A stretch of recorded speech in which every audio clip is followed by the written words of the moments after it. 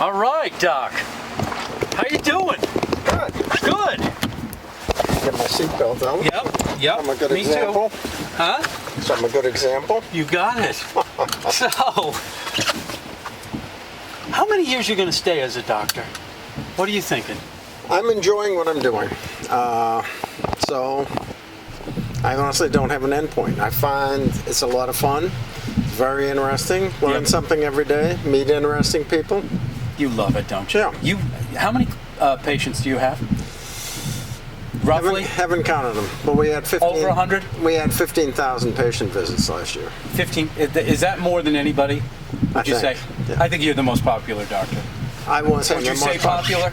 I've got 2 excellent nurse practitioners, and people probably really want to see them. You really saved my life. You know that, right? Yeah. For people who don't know, and I don't mind talking about it, because I want people to get screened.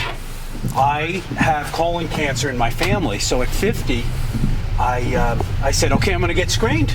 I came in, you guys found a polyp on me. It was cancerous.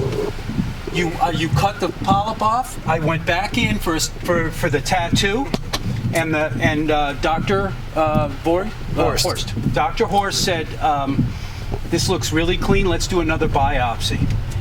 They did another biopsy, and it came back negative. And I'm 57 now, and I'm telling you, wow, am I so glad I came. No, it's that is just. I think it's very important because people should not die of colon cancer because you can be screened, and it's not only diagnostic, but it's therapeutic. I mean, you can, like in your case, you can cure it at the same time.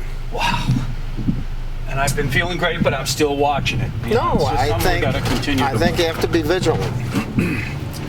All right, now we're going to talk some other stuff. Sure. But I also, on a personal level, have you been running the marathon more than anyone? No, there's one guy. Well, consecutive, I'm second. There's one guy with one more than me. Johnny Kelly ran 55, but not consecutively. He had a hernia operation. You have done how many? 45? 48. 48. Yeah. And there's no stopping you, right? As of right now, no. It was a bad day, a long day, because I hurt my leg on the Friday before the race. It was really torn up. Oh, and you mean, and then it was hot up there, and so it was an ugly day, but I finished. So how do you, physically you feel good? Physically I feel good. Who looks after you? Do you have a doctor? Dr. Pearl. Okay. She and I disagree on things, but she's your doctor. She's my doctor. I do listen to her on occasion. We're going to get a new hospital. Yes. That's exciting. We sure do need it. I think it's exciting, and I think the plans are interesting. I think the hospital, people have been responsive to some of the changes I thought were appropriate, and so I think I'm excited about it. Okay. Even though they're going to move me over to the parking lot on Prospect Street. Okay. When does all this happen? It's always a good question. Yeah. It's always a good question. I think Margot is very hopeful that they can raise the remaining funds and move ahead with it. The hospital is going to be based really over on Prospects, over on Vesper Lane. And it's going to then extend north from there. So where the Founders Building is now is probably about the location of the emergency room. Then that will encompass, there'll be examining rooms in there, the OR and everything else, and I will be, Dr. Butterworth and I are perhaps going to be situated in a parking lot over by Prospect Street. How many doctors do we have on the island right Dr. now? Pearl, Dr. Butterworth, Dr. Kame, Dr. Lawson, and myself. We are hiring and Heidi Larson, who is going to be leaving in a month, and I forget the name of the physician that's going to replace her, but he seems like a nice guy. Okay. And he'll be based out the Commons. Yeah. Have we got enough? Do we need more? It's always an interesting question. I think I would like to see us doing better in mental health. Oh, and I forgot Dr. Monto, but he's very specialized in orthopedics. I think we need to do a better job in mental health. It depends what time of year. You know, I think in the summer, late spring and summer, into the early fall, we don't have enough. Sometime in February, you can be sitting there for a while in the office. So, I mean, it's all because of the disparity in the population. I think it's hard to quantify. I mean, and it is market driven to a certain no, degree, it is. right? It is. I mean, that's the difference in our system, yes. right? Yeah, because you've got 50,000 people in the summer, and you got pick a number, 12,000 now. So if we went and had universal health care, would that hurt you?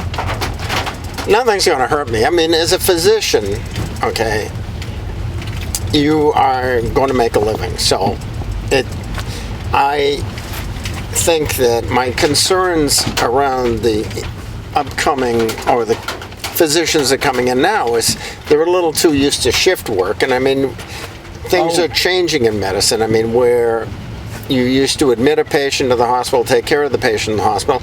Now we have hospitalists that are working only in the hospital, taking care of the hospitalized patients. And I don't know that, I think that there can be a loss of continuity, but that's always hard to, it's very dependent on the physicians that you have. And I think we got a pretty good group right now. But I always am concerned that you can lose touch of your patients when they're admitted to the hospital. Has Obamacare hurt you? No. I mean, like I said, I'm not going to have to water down the kids' milk.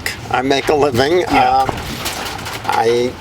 Whatever they do, you still need people to take care of patients. And is it better than it was? I think, I mean, we live in a... more people have insurance, right? But I think there are more expectations that may or may not be met. I mean, I have one person in my office that really just deals with insurance companies, because they are very happy to take your premium. They're not quite as happy to pay out. So that's always, you know.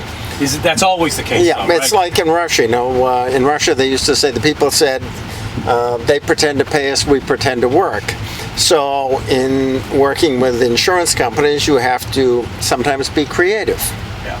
You know, there are things that people need that the insurance companies do not necessarily want to provide, and what would be, like, for instance, mental health, or no?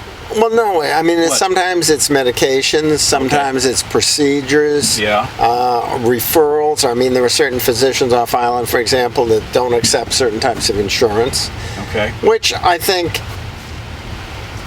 is an interesting approach. I mean, I think people deserve to be taken care of. If you got a problem, let's try and fix it. I mean, dancing around insurances has always struck me as difficult, because it's easier to take care of the patient, I think, than worry about the insurance. Now, my office manager perhaps has a different view of it, but I just feel I would rather spend the time taking care of the patient and then worry about the insurance later than worry about the insurance and not get the patient taken care of in a quick time. I mean, people come in, they're sick, let's take care of them. And then the other stuff shakes itself out. I'm going to make a living, okay? Oh, gosh. I'm not going to be banging nails. I know. I'm not going to be driving taxi. No. And I would rather take... if anything, you'd retire. Would you, do you ever see yourself retiring? Or no. No. I'd rather take care of patients than worry about the insurance. Let the insurance settle itself out. Yeah, right.